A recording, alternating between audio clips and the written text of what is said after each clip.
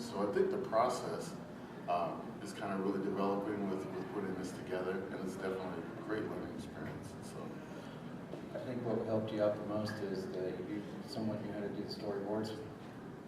So with you doing the storyboards, you knew exactly what scene went where. You still got that full page thing. And yeah, basically sometimes we got to sit there and kind of put the puzzle together because he sends a couple panels here and there, but there's also edits involved in it. So we'll get it there. I can't help but notice you said Jim Miller, who won the contest to do the micro comic, he knew Bob, and Bob wanted to do a comic. What that means though is Bob knows 3 guys who he would like to do a comic for. There are kindred souls in this room that will share your pain that Brickade Media makes people do crazy things. Anyway, Melvin, I want to have you talk a little bit about some of the work that you did prior to Haven. You've done a lot of work on a couple of projects before that. Talk a little bit about those and then kind of how that prepared you as much as could be for this challenge. You mentioned a couple of projects. Basically, the way I got started with Brick Cave, me and Bob worked together as a former employer, and all of a sudden I hear this guy's going on about a giant monster movie that he's doing. I'm like, well, shucks, Godzilla? With it. Let me see what these guys are doing. So they, produced the movie and everything, and got it published, and it was a great work. There was a lot of work that went, into it. So I'm like, Bob, let me get started here. Let me just fill in wherever I can. So they would meet at a coffee house or whatnot, on a weekly basis. And then, so the first thing that I really got started on consistently is this project called Subterfuge. It's a web short. So basically, it was a screenplay that Bob and Brent Heffron had written, just to give everyone kind of a turn on from the giant monster more to a suspense story. So basically, to get me here, I did the storyboarding for it, drew that out. We were looking at a few episodes, about 10 episodes, and that worked. It was about a year. Yeah, about a year. So it definitely did at least get me to the organization of putting a story together for this, and there was definitely a lot of value with it. And I think that based on this, we can definitely use this to go forward and launch other ideas and stories as well. So I'm going to circle back around to you guys here real quick. It's kind of this will be a 2-part question. First part is, Joseph, you had mentioned sort of a sense of racial inequality in comics today. Yeah, I'm going there. Talk a little bit about that and kind of what you are hoping to address with, and not necessarily, you let me know if it's to make a statement or if it's just merely to try to elevate different characters. But talk about how that plays into the Haven scripts that you guys have written and kind of what your thoughts are on that. I don't know that it's so much to make a statement, but it's just, the reality of comics is there are Hispanic characters and female characters are sort of underrepresented. It's a lot of mostly male characters, mostly white male characters. So we wanted to try to just do something different, kind of go a different route. And also, we're both Hispanic, so it wasn't really a stretch for us to go that route. Yeah, besides, I think culturally we could relate more and make more believable characters if we used characters that have a cultural origin similar to ours. And so it simply became a matter of we can make better stories if we just use guys that are like us. And it was an easy leap because one of the characters, the main character, the Jaguar, it wasn't really defined in the original stories what he was. He always had the mask on. So initially we felt like we had the freedom to sort of play with that. And then Ivan came up with the idea of making the Jaguar sort of like a reference to Aztec stuff. So Yeah, in a lot of I grew up in East LA, and there's murals everywhere. And a very popular motif is Aztec mythological characters. One such character is the Jaguar warrior, who, very distinctive jaguar cowl over his head. Like their god of war would put the skin of jaguars on his chosen people so that it would make them stronger. And so it was a very short leap from, our character is named Jaguar. He's a Chicano kid from, what's essentially East LA, Haven. Yeah. And smack those two ideas together, and we had it. Yeah, the main difference is with his jaguar skin, it's something that he makes. He doesn't actually kill jaguars because I'm a vegetarian and I'm against that. Plant killer. So, Food of jaguars and eggs.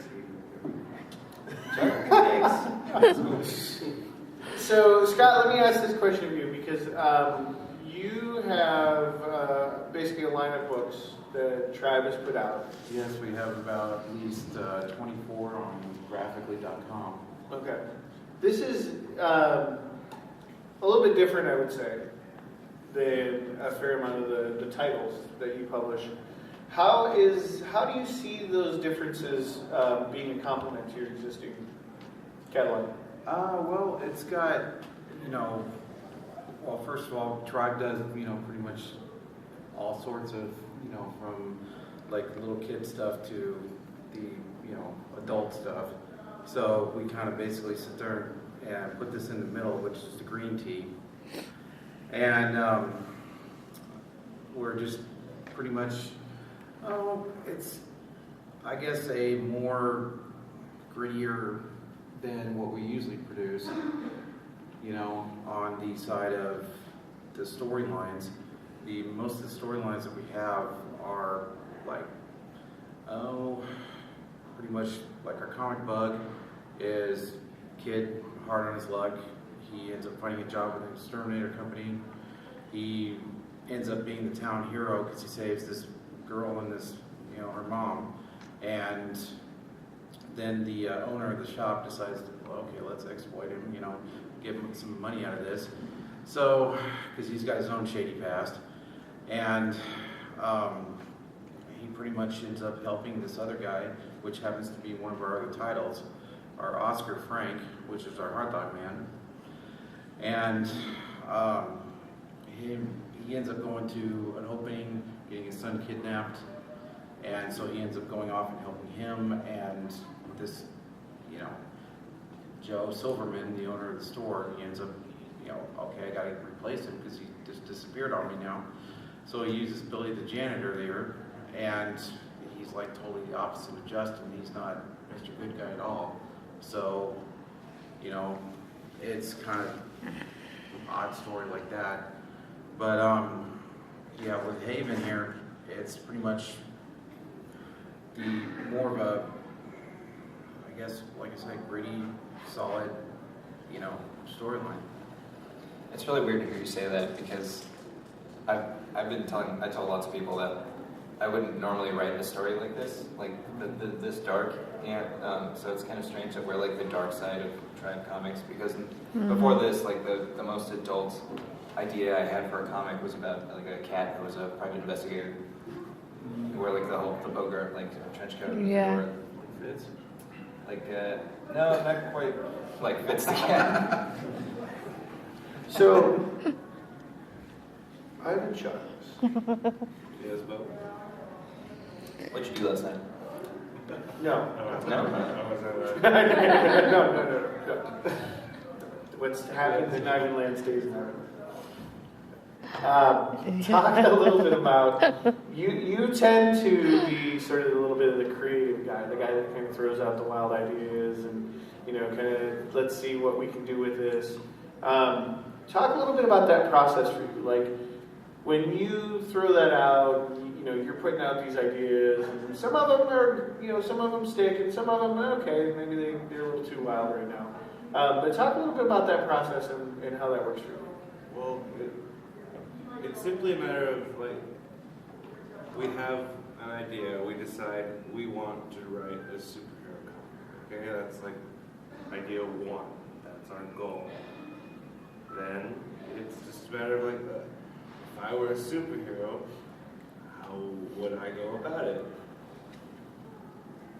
Then we can take some darts.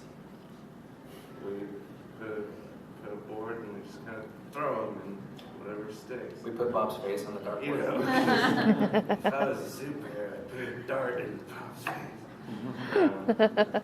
No, but really, I got ideas going for days. As soon as I get excited about something, from like the stupidest thing to an idea that I could really get behind. As far as when we're working on this, we'll sit in my living room, or we'll be standing, whacking each other with martial arts weapons. I tend to pace back and forth. Paces back and forth.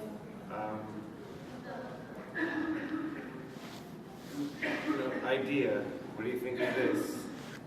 I don't know, but what if we did this? No, that's good because we could also do this. And it's as much a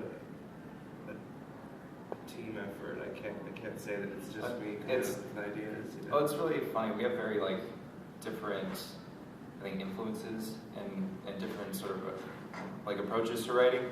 So I always describe it as I even grew up watching kung fu movies and big action movies. And I grew up watching a lot of that stuff too. But I also grew up watching a lot of Steel Magnolias and fried green tomatoes and the color purple. So it's what if this character and this character could meet here and they fight and then this happens and there's a big thing blows up at the end and I'm but what are they feeling? How do they connect it?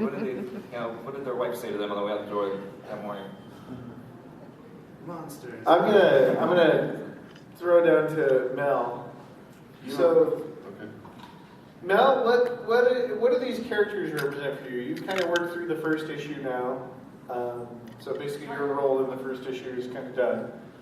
Which, by the way, you can pre-order the first issue down in, I assume, either booth. Although I think I need to give Scott the ability to do that, so we'll take care of that. Either the Tribe booth, which is AA 40, or the Brickade booth, which is 1601.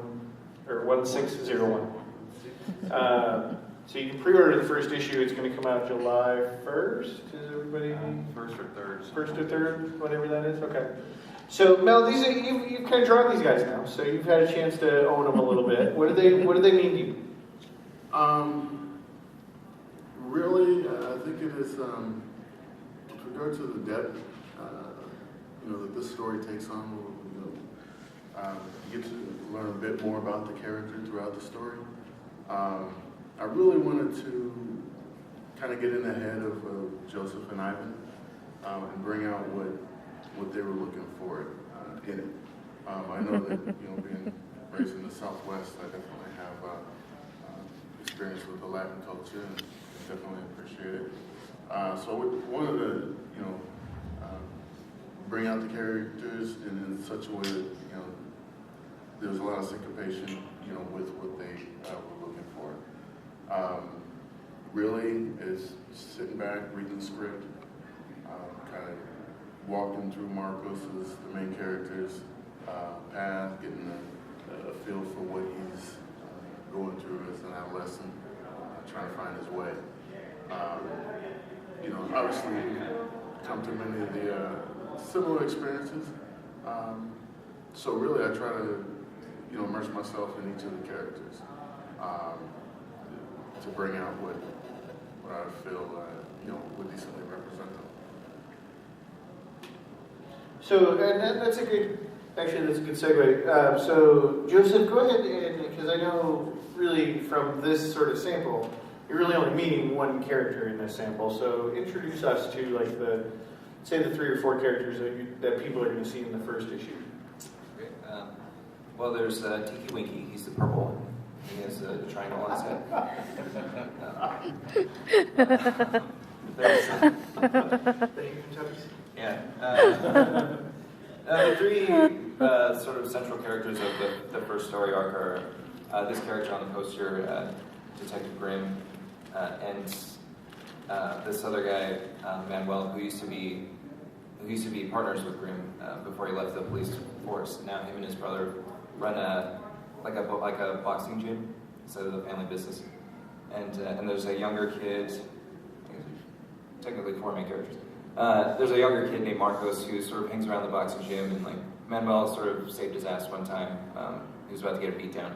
But he saw sort of like a spark in Marcos, and he sort of took him under his wing and gave him a job at the boxing ring and trains him, and to sort of give him some self-esteem and that kind of thing. Unbeknownst to some of these folks, Manuel also goes out at night as the Jaguar. He's sort of had to leave the police force in sort of disgrace, and he's like this Detective Graham, like knew it but didn't stand up for him at the time, and so he sort of uses the Jaguar persona to pick up the threads of like the last case that he was working on. And spoiler alert, he dies. The first issue, so it's not really that big of a spoiler. But that event is like what pulls in like the other three main characters, which is Grimm and Marcos, who they all have to deal with like the aftermath of that. Deal with Haven, what happens in the city in the wake of the absence of this person. Yeah, because we were trying to establish that the Jaguar, the original Jaguar, was a big hero to this city, and for a long time it was flourishing under his protection.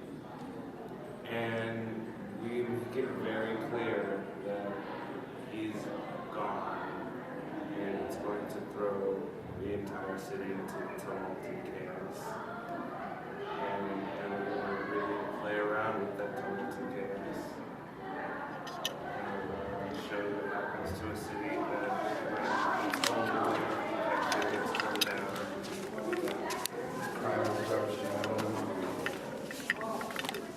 So, another question for Scott. We've got some time. So, Scott, when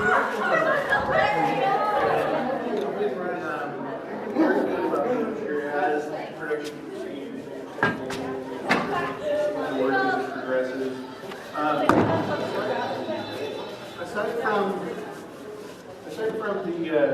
Aside from the moderator, what is the biggest challenge in working on this comic?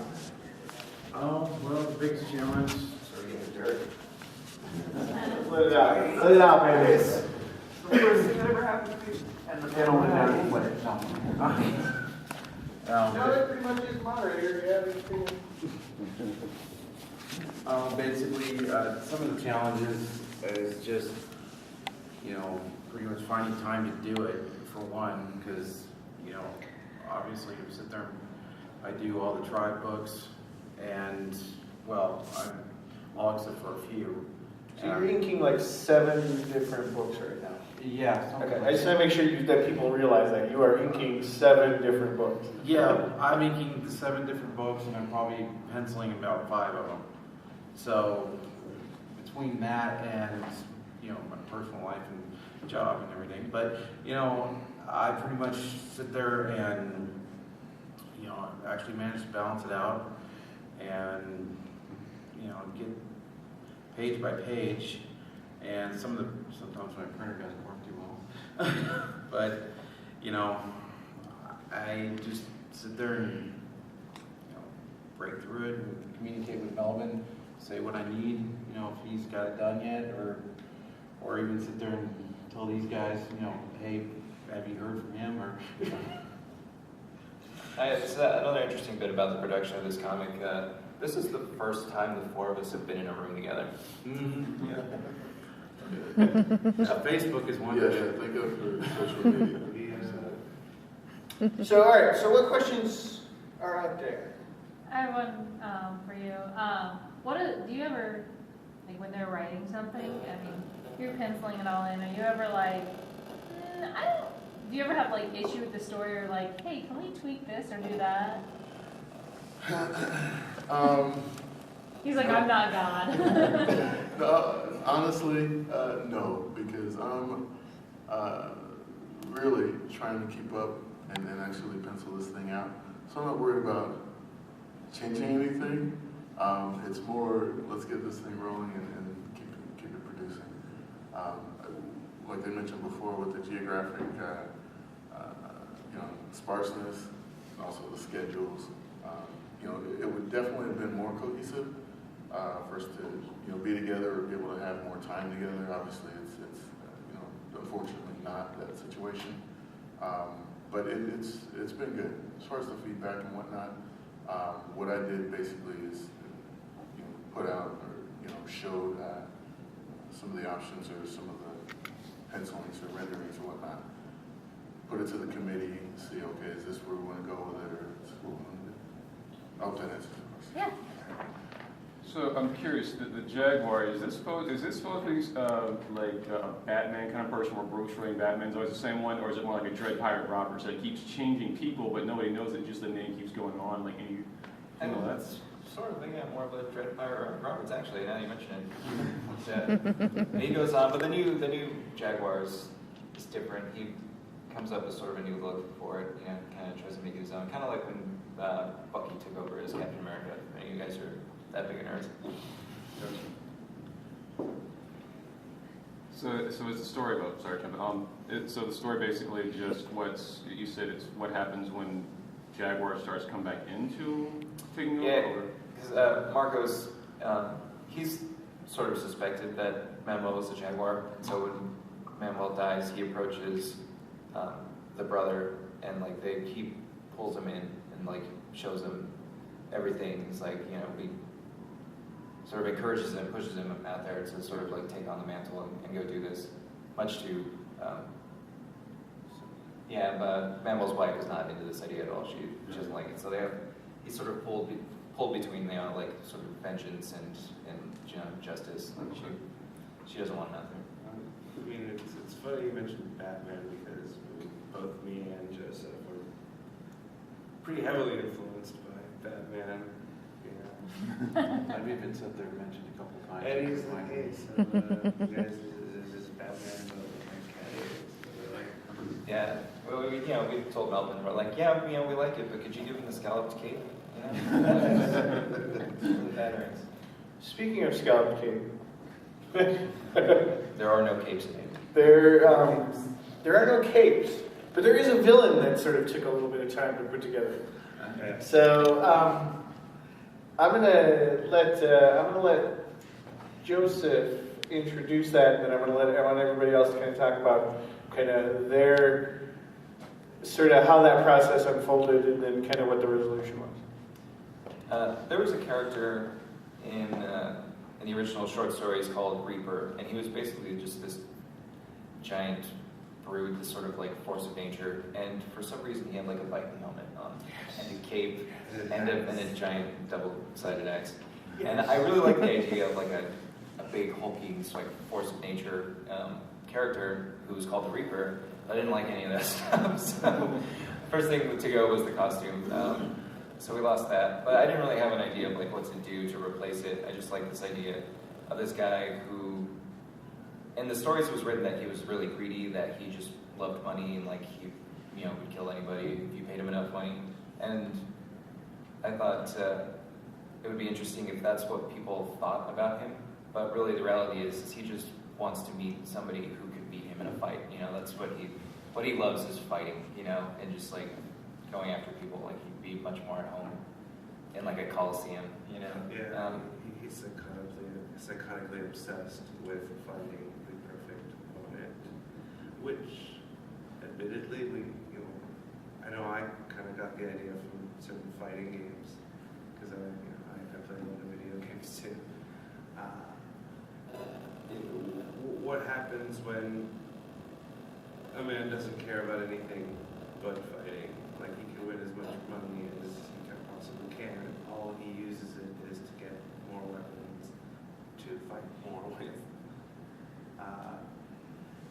And then we had to figure out a way to make this character work. And one of the big, I think, points actually looked like, because we couldn't have like a medieval knight running around with a giant axe in a modern city. Well, he looked like Thor, but with an axe.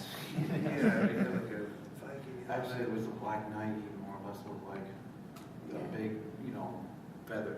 I think he had some feathers on his. Yeah, he had the, like sort of winged helm, but it was all black. And his Black. cape and everything, and it just looked like the old Black Knight or Dreadnought. I believe the And, words chainmail coif were written Yeah. several times in the story. And it's cool. It's a cool looking idea, but we couldn't really see it. I mean, for the tone of the story, it would just seem silly. All of a sudden, there's this, Black Knight dressed up like a guy running around. Maybe we should have just included that just for the what the fuck factor. I guess, I'd be afraid of that guy myself. He needs to be a shadow in the background. That's right. Just the outline. Yep, Anyone that's else right. can get the joke, no one else. little Easter egg.